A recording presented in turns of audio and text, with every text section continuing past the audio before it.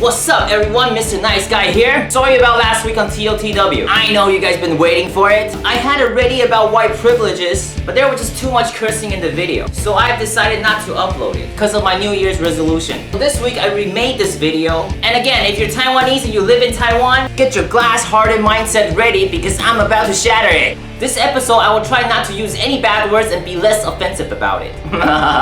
So let's start with something we can all understand. How much white people are making in Taiwan? Do you know there's laws in Taiwan? If you're a foreigner and you're working in Taiwan, your base salary is $47,900. New Taiwan dollar, that is. Yep, and if you're getting 22K, it's because you are Taiwanese. And your government looked down on you. That law does not apply to every foreigner. If you're from Southeast Asia like Vietnam, Thailand, Indonesia, you're so-called foreign lower-class labor. And if you're like me carrying an American passport, we are high-class foreigners. But that's not really white privilege because Japanese, Korean, if you work in Taiwan, you get the same benefits. So that's actually a gray area. But here goes. I cannot teach English in Taiwan as well as China. You know that there are a lot of Americans who's making $100,000 a month in Taiwan, and their working hours from noon to the afternoon. You're probably saying that because you're a perfectionist and I have a bit Chinese accent and you cannot stand it. Which I disagree with your ugly ass because my accent is unique to me only. I know Italian teach English in Taiwan. I know Spanish people teach English in Taiwan.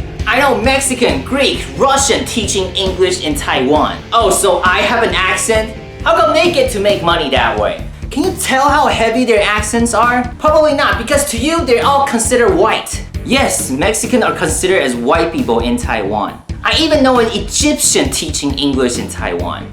Egyptian? Come on! The truth is, you guys can't tell the difference. And you're being a racist to your own people because you have no idea what you're doing. And that is Taiwan. I speak English, not impressive. A white guy speaks Chinese. Ni hao. Oh my god, your Chinese is so good! I love your accent, it's so cute! Oh my god, have you taken Chinese class for a long time? Only if you're white. I have a friend that lived in Taiwan for 20 years. He's a white guy. He basically lived in Taiwan more than I ever did. Fluent Chinese. The funny thing is, when he go outside, people are still trying to help him. Ask him if he needs direction. Just talking to a white guy make you Taiwanese people feel special. And it feels so good because you're speaking with the white guy in English. If you're black, you gotta move somewhere else. I have a friend, he's not even full black. His dad was black and his mom was Taiwanese. He was too, constantly being stared at, but in a very different way. I guess the same theory goes around the world. Lighter the skin, better the money. So if you're black, you are danger, lazy, sometimes you even smell funny in Taiwan. So if you're a black person, move to Japan. They actually like black people.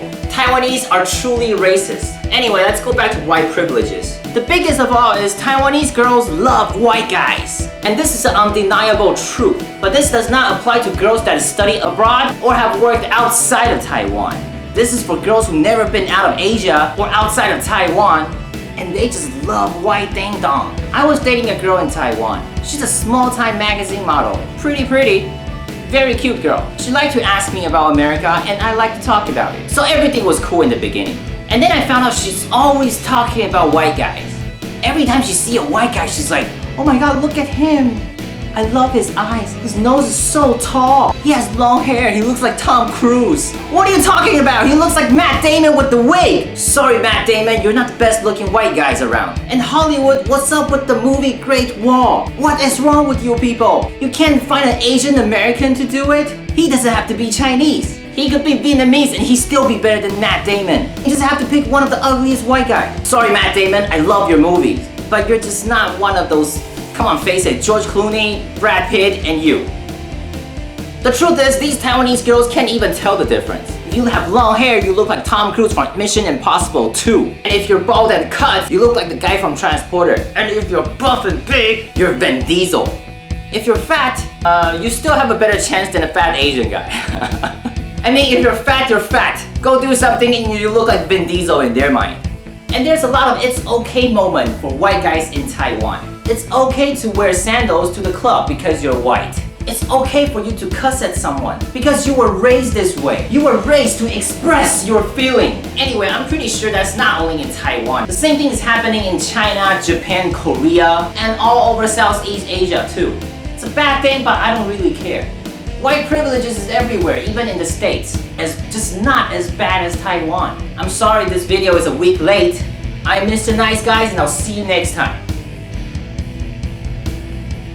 Next video will be media in Taiwan. You get all of your informations on Facebook. All of your news channel are talking about things that are not important. I'm not gonna touch politics, not yet. I'm gonna save the best for last. Next episode on TOTW, Nations of Bloggers.